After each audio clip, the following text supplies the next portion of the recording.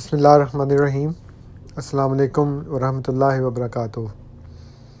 In this presentation, I'm going to narrate another unique, inspiring and logical argument based upon Quran mentioned by the promised Messiah ﷺ, which no one has ever before even thought about. There are two verses in Quran wherein Allah explicitly and unambiguously states two different dwelling places for men and angels. In Surah Al-An'am, chapter 6, verse 9 and 10, it is mentioned that the non-believers say, وَقَالُوا لَوْ لَا أُنزِلَ عَلَيْهِ مَلَكٌ وَلَوْ أَنزَلْنَا مَلَكًا لَقُضِيَ الْأَمْرُ ثُمَّ لَا يُنْظَرُونَ. And they say, why has not an angel been sent down to him? But if we had sent down an angel, the matter would have been settled, and then they would not have been granted a respite. وَلَوْ جَعَلْنَاهُ مَلَكًا لَجَعَلْنَاهُ رَجُلًا وَلَلَبَسْنَا عَلَيْهِمْ مَا يَلْبِسُونَ. And if we had appointed as messenger an angel, we would have made him appear as a man, and thus we would have made confused to them what they are themselves confusing. These two verses of Surah Al-An'am says that there cannot be angels as messengers, and if Allah had to make an angel as his messenger, even that must have appeared as a man, as a rajul, and still the non-believers were confused.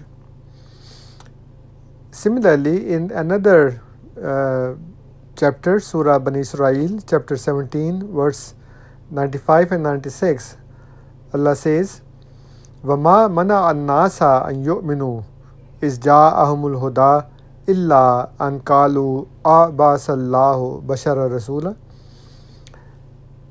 And nothing has prevented men from believing when the guidance came to them, save that they said, has Allah sent a man as a messenger? قُلْ لَوْ كَانَ فِي الْأَرْضِ مَلَائِكَةٌ يَمْشُونَ مُطْمَئِنِّينَ لَنَزَّلْنَا عَلَيْهِمْ مِنَ السَّمَاءِ مَلَكًا رَسُولًا. Say, had there been in the earth angels walking about in peace and quiet, we should have certainly sent down to them from heaven an angel as a messenger. So we can see easily from these two verses, or these two sets of verses, that it is the sunnat of Allah, the invariable and unalterable way of Allah, that men and angels dwell in two distinctively different abodes, which cannot be exchanged for any of them. The earth is not a dwelling place for angels. And if they demand that angels should come as a messenger, Allah says that if angels were living in this world, on this earth, then their messenger must have been an angel. But man lives here, so their messenger must be a man, and if angel has to be sent as their messenger, it must have been transformed into a man. In the light of these Quranic arguments and the way of Allah mentioned, the Sunnatullah mentioned in these two sets of verses, the Prophet Messiah ﷺ has presented a magnificent argument that as it is against the way of Allah that the earth becomes a dwelling place for angels, likewise it is also against the way of Allah that humans live in the heavens with their physical bodies.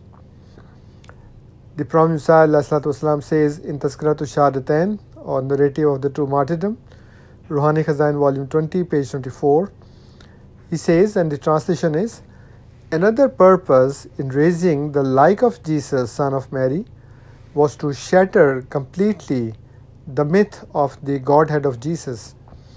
The concept of a man going to heaven alive is totally opposed to Allah's way and is tantamount to the angels coming down to earth and settling among human beings.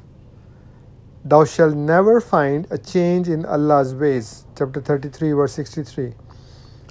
It is thus proved that no human being, including Jesus Christ, has ever lived in the heavens alive with the physical body, as the angels cannot live on this earth with their bodies or whatever their form is.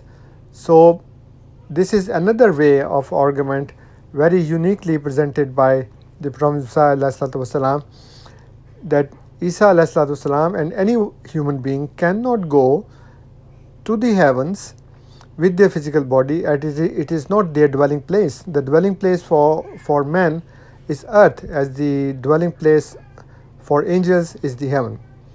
Allahumma salli ala Muhammadin wa ala ali Muhammad wa barik wa sallim innaka Hamidum Majid.